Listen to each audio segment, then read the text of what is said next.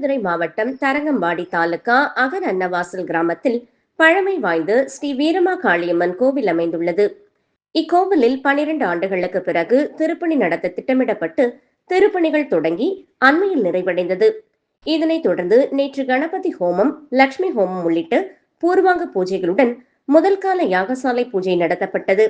கும்பாபிஷேக தினமான இன்று 2ஆம் கால யாகசாலை பூஜை நிறைவடைந்து மகா பூர்ணாகதி மற்றும் மகா தீபாராதனை நடைபெற்று புனித நீர் அடங்கிய கடம் புறப்பாடு செய்யப்பட்டது. மேளதாள வாத்தியங்கள் முழங்க சிவாச்சாரியார்கள் கடங்களை தலையில் சுமந்து கோவிலை வலம் வந்து விமான கும்பத்தினை அடைந்து கோபுர கலசத்தில் புனித நீர் வார்த்து மகா கும்பாபிஷேகம் வெகு விமர்சையாக நடைபெற்றது. பின்னர் மூலவருக்கு மகா அபிஷேகம் செய்யப்பட்டது. இதில் கிராம மக்கள் ஏராளமானோர் கலந்து கொண்டு வழிபாடு நடத்தினர்.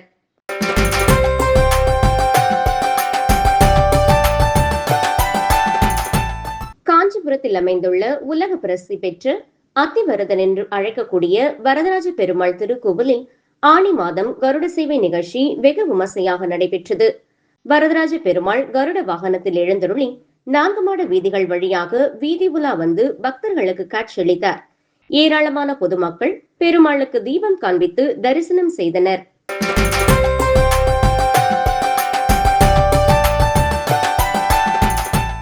காஞ்சிபுரம் மாவட்டம் வாலாஜாபாத் அடுத்த பழைய சிவரம் பகுதியில் அமைந்துள்ள ஸ்ரீ லட்சுமி நரசிம்ம பெருமாள் திருக்கோவில் பிரம்ம உற்சவத்தினை முன்னிட்டு நேற்று மாலை 9ஆம் நாள் உற்சவத்தினை முன்னிட்டு சந்திரபிரபை வாகனத்தில் பெருமாள் எழுந்துருளி வீதி உலா வந்து பக்தர்களுக்கு காட்சியளித்தார்.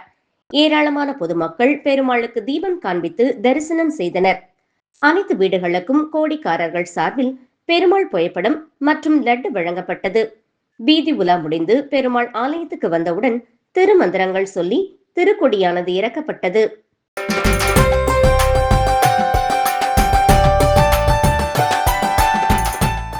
ஈரோடு மாவட்டம் பவானி அடுத்துள்ள அந்தியூர் பகுதியில் அமைந்துள்ள அருள்மிகு அந்தியூர் திருப்பதி என்று அழைக்கக்கூடிய பேட்டை ஸ்ரீனிவாச பெருமாள் திருக்கோவில் உள்ளது. திருக்கோவிலில் ஏகாதசியை முன்னிட்டு ஸ்ரீனிவாச பெருமாளுக்கு பல்வேறு விதமான தங்க ஆபரணங்கள் சூடி சிறப்பான அலங்காரத்தில் காட்சியளித்தார்.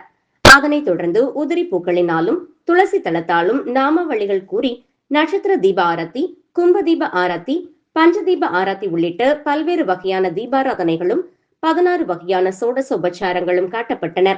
அதைத் தொடர்ந்து மகா தீபாராதனை காட்டப்பட்டது. இதில் ஏராளமான பக்தர்கள் கலந்து கொண்டனர். கலந்து கொண்ட அனைவருக்கும் தீர்த்த பிரசாதங்களும் துளசியும் வழங்கப்பட்டன. அதனைத் தொடர்ந்து அனைவருக்கும் அன்ன பிரசாதங்கள் வழங்கப்பட்டன.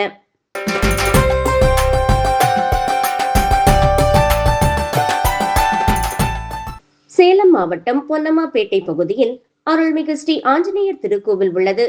திருக்கோவிலில் உள்ள ராமருக்கு பல்வேறு விதமான தங்க ஆபரணங்களும் மலர் மாலைகளும் சூடி சிறப்பான அலங்காரத்தில் காட்சியளித்தார்.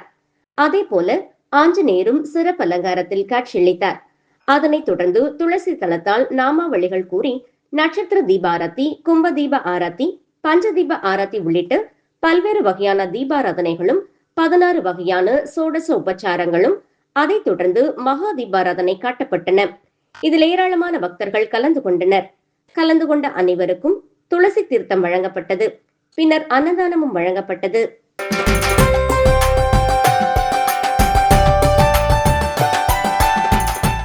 கோயம்புத்தூர் மாவட்டம் கொடிஷியா பகுதியில் அமைந்துள்ள கொடிஷியா திருப்பதி என்று அழைக்கக்கூடிய அருள்மிகு வெங்கடாச்சலபதி திருக்கோவில் உள்ளது. திருக்கோவிலில் ஏகாதசியை முன்னிட்டு பல்வேறு விதமான தங்க ஆபரணங்களும் மலர் மாலைகளும் சூடி சிறப்பு அலங்காரத்தில் காட்சியளித்த வெங்கடாச்சலபதிக்கு துளசி தளத்தால் நாமாவளிகள் கூறி பல்வேறு வகையான தீபாராதனைகள் காட்டப்பட்டன. இதில் ஏராளமான பக்தர்கள் கலந்து கொண்டு அருள்மிகு ஸ்ரீ வெங்கடாச்சலபதியின் அருளை பெற்று சென்றனர்.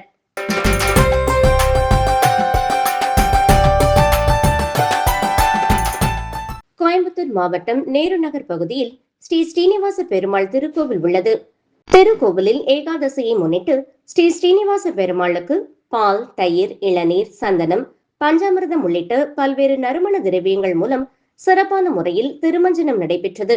அதைத் தொடர்ந்து பல்வேறு விதமான தங்க ஆபரணங்களும் மலர் மாலைகளும் சூடி சிறப்பு அலங்காரத்தில் காட்சியளித்து ஸ்ரீ ஸ்ரீனிவாச பெருமாளுக்கு துளசி தளத்தால் நாமாவளிகள் கூறி கோபுர தீப ஆரத்தி, கும்ப தீப ஆரத்தி, நட்சத்திர தீப ஆரத்தி, பஞ்சதீப ஆரத்தி உள்ளிட்ட பல்வேறு வகையான தீபாராதனைகளும் 16 வகையான ஸ்வாடச உபச்சாரங்களும் காட்டப்பட்டன. அதனைத் தொடர்ந்து மகா தீபாராதனை நடைபெற்றது. இதில் ஏராளமான பக்தர்கள் கலந்து கொண்டனர். கலந்து கொண்ட அனைவருக்கும் துளசி தீர்த்தம் வழங்கப்பட்டது. பின்னர் அனைவருக்கும் அன்னதானமும் வழங்கப்பட்டது.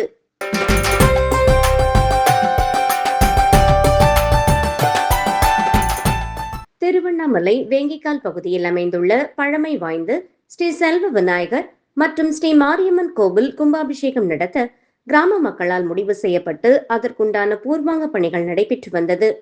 கோவிலின் பூர்வாங்க பணிகள் நிறைவு பெற்று கடந்த 24ஆம் தேதி கோவில் அருகே யாகசாலைகள் அமைக்கப்பட்டு முதல் கால யாக பூஜைகள் நடைபெற்றது.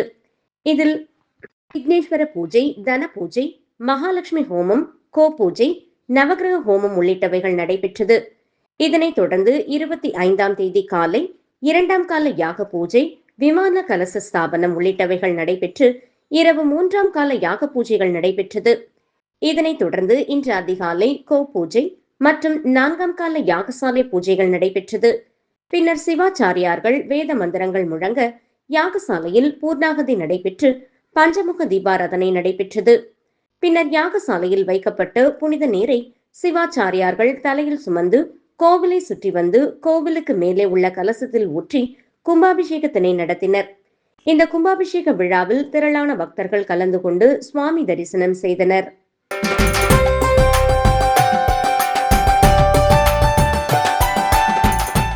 தமிழகத்தில் பிரசித்தி பெற்ற சிவாலயங்களில் ஒன்றான நெல்லை நெல்லையப்பர் திருக்கோவிலில் ஆணி திருவிழா கடந்த 20ஆம் தேதி கொடியேற்றத்துடன் தொடங்கியது. 10 நாட்கள் நடைபெறும் இந்த திருவிழாவின் 6ஆம் திருநாள் நிகழ்ச்சிகள் நேற்று நடைபெற்றன. இதை ஒட்டி நேற்று அதிகாலை சுவாமி நெல்லையப்பர் காந்திமதி அம்பாள் 6ஆம் திருநாள் மண்டகப்படியில் எழுந்தருளி சிறப்பு அபிஷேகம், அலங்காரம் மற்றும் தீபாராதனை நடைபெற்றது. தொடர்ந்து மாலையில் சுவாமி நெல்லையப்பர் யானை வாகனத்திலும் காந்திமதி அம்பாள் அன்ன வாகனத்திலும் எழுந்தருளி பக்தர்களுக்கு அருள் பாலித்தனர். பின்னர் சிறப்பு பூஜைகள் நடத்தப்பட்டு பஞ்சமூர்த்திகளுக்கு சோடச உபச்சார மகா தீபாராதனை நடைபெற்றது. தொடர்ந்து யாகசாலை பூஜைகளும் குடவரை வாயில் தீபாராதனையும் நடைபெற்றது. பின்னர் பஞ்சவாத்தியங்கள் முழங்க சுவாமி நெல்லையப்பர் காந்திமதி அம்பாள் பஞ்சமூர்த்திகளுடன் ரத வீதிகளில் திருவீதி உலா வந்து பக்தர்களுக்கு காட்சியளித்தனர். இதில் ஆயிரக்கணக்கான பக்தர்கள் கலந்து கொண்டு சுவாமி தரிசனம் செய்தனர்.